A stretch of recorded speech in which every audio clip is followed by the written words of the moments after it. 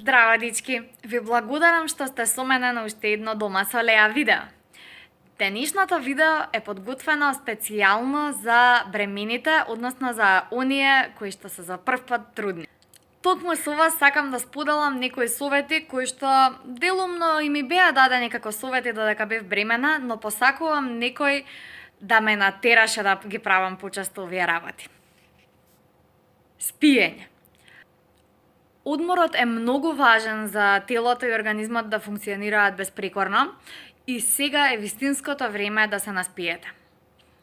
Во зависност од тоа какво бебе ќе ви се погоди и како ќе си го организирате времето, ќе бидете нанаспани некаде меѓу 2 и 20 месеци. Негување. Не сугерирам дека сте се запуштиле ако сте останале бремена, но факт е дека набрзо тоа ќе се случи. Шала на страна. Периодот на бременост е исклучителен период во кој што за едно многу кратко време организмот подлегнува на еден куп промени. На вашето тело му е потребна нега со одеветна на промените што му се случуваат.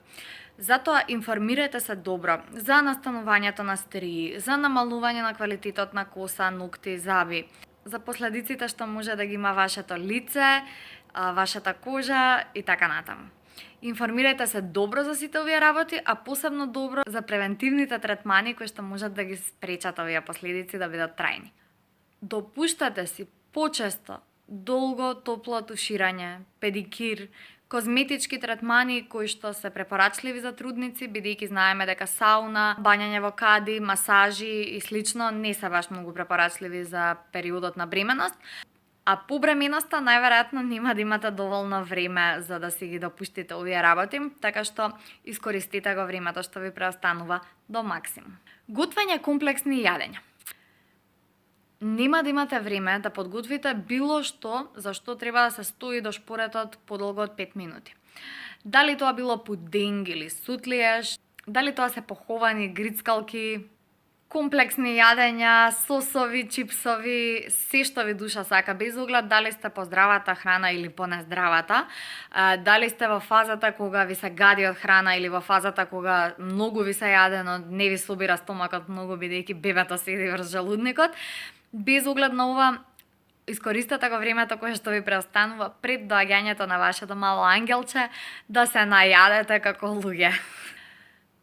Купување и подготовка на се поврзано со бебето.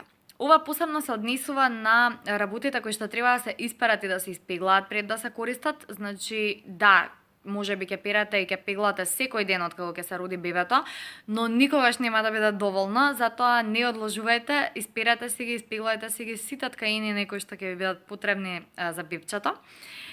И исто така намонтирајте ги сите справи кои што ќе ви требаат барем до година дена возраст, затоа што може многу лесно да ви се случи да купите играчка која што треба да се заштрафува, монтира и склопува и бебето да ја порасне таа играчка пред да можете да ја искористите. Баш затоа што ќе ја затурите некаде, ќе ја заборавите или едноставно ќе немате кога да ја монтирате.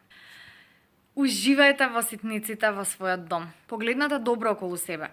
Сите свекички, украси, книгички и други работи кои што представуваат мали радости, нема да ве интересираат, нема да имате кога да ги уживате и евентуално кога бебето ќе почне да проудува и да фаќа се наоколу, ќе морате да ги отстраните на одреден период. И последниот совет од мене до сите вас трудни таму е да се едуцирате и да читате доста за вашата состојба и за она што ве очекува, но исклучително од проверени извори, никако од портали со кликбейт наслови и со лажни новости.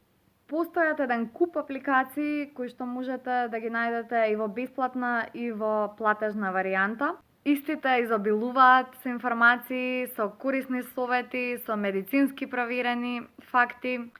Јас лично ја користев The Bump додека бев бремена, а откако се роди бебинцето ја користам Baby Sparks.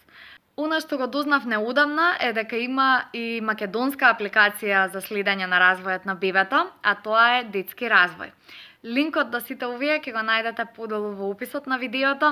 Не заборавајте да притиснете лайк доколку ви се допадна ова видео, да притиснете subscribe за да се гледаме секој понеделник и да го споделите ова видео со сите ваши пријателки кои што очекуваат бебенца.